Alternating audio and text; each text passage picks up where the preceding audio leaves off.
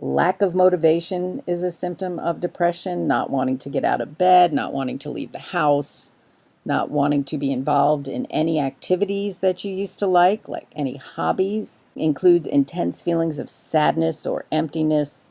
Some people have talked about it as an indescribable feeling of heaviness. Women are more likely than men to be depressed, and it has been linked lower than normal levels of the neurotransmitter serotonin. Some of the medications that are used to treat depression are called selective serotonin reuptake inhibitors, and this is because of the relationship between depression and this neurotransmitter. Dysthymia is a mild, chronic depression lasting more than 2 years. A major depression is acute, intense depressive state that is sustained for at least 2 weeks. And bipolar disorder, that used to be referred to as manic depressive disorder. We also have seasonal affective disorder. It's common around February and March in what are called temperate areas, and yes, we are living in a temperate area. And it seems to be related to low exposure to sunlight. Some people respond to what's called phototherapy treatment, where they sit for perhaps up to 2.5 hours a day under this type of artificial light, and that seems to help with their symptoms. And we have what are called psychotic disorders. These involve a total break from reality. It may be described as a disorder in which the personality is seriously disorganized and the person's contact with reality is impaired. Brief psychotic disorders usually last perhaps 1 day up to 1 month. They're usually associated with a traumatic event. Somebody experienced something unspeakable, and their mind may be protecting them by causing this break with reality. Delusional disorders involve the presence of what are called non-bizarre delusions, the belief that something is occurring in the person's life that is really not out of the realm of possibility. Perhaps their partner is cheating on them, or they believe they're being poisoned or followed, something that could be possible but isn't really happening. And they continue to socialize and function normally, apart from this unfortunate delusion. Schizophrenia is the most extreme version of psychotic disorders, and we're talking about bizarre delusions and hallucinations. Hallucinations include auditory and visual. Perhaps you've seen the movie A Beautiful Mind with Russell Crowe. It was about a brilliant scientist named John Nash who suffers from schizophrenia. It's a complicated illness. It has multiple symptoms. All portions of the brain are affected. The brain on the left has been diagnosed with schizophrenia, and the brain on the right is from a healthy person. The schizophrenic's fluid-filled areas are much larger than the healthy brain, and this leads to symptoms of schizophrenia.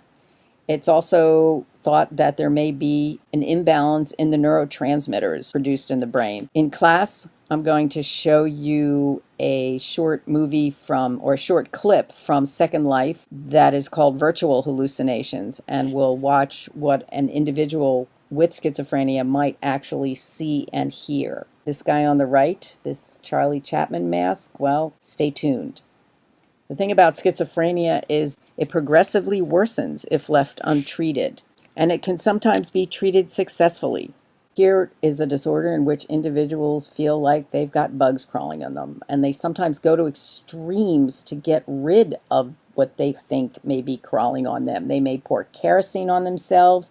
They may use agricultural pesticides to try to kill something that's not there. These individuals are usually treated with medications to try to calm them down. I'd like to take a moment to talk about suicide. As many as 90% of people who commit suicide are suffering from some type of psychological disorder. Therefore, most cases of suicide can be treated.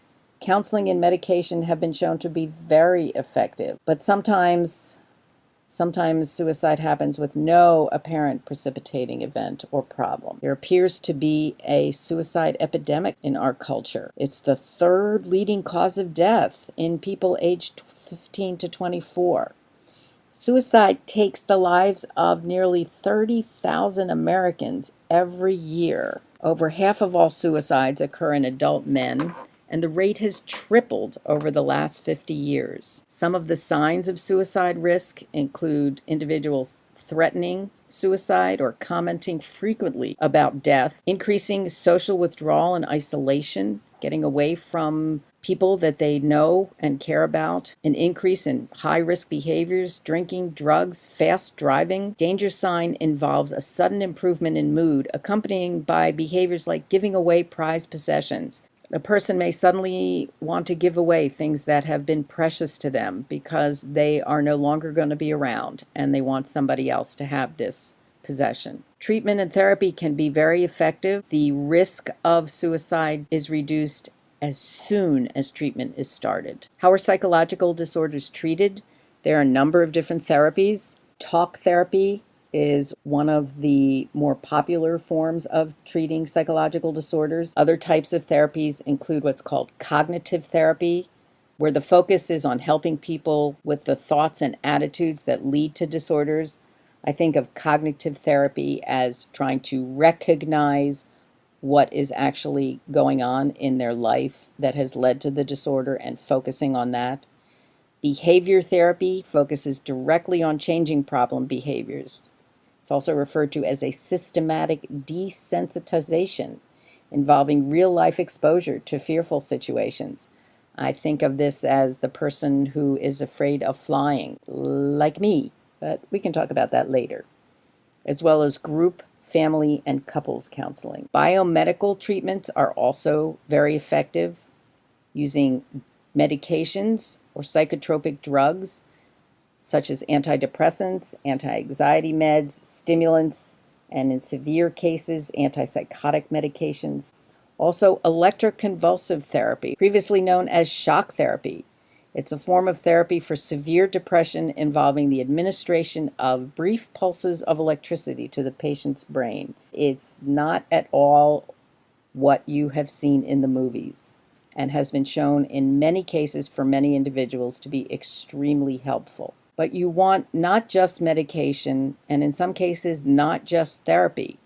Medication will treat the symptoms of the illness, but therapy can help a person change the underlying patterns of thinking that lead to the feelings and behaviors of their illness. During class, we'll discuss the required assignments, videos, and podcasts that I've asked you to listen to and to watch, and we'll also divide into groups, and I will hand out case studies in which you will be most likely the counselor, and I will give you different situations in which you will describe what condition you think the person is suffering from and how perhaps that person may be treated.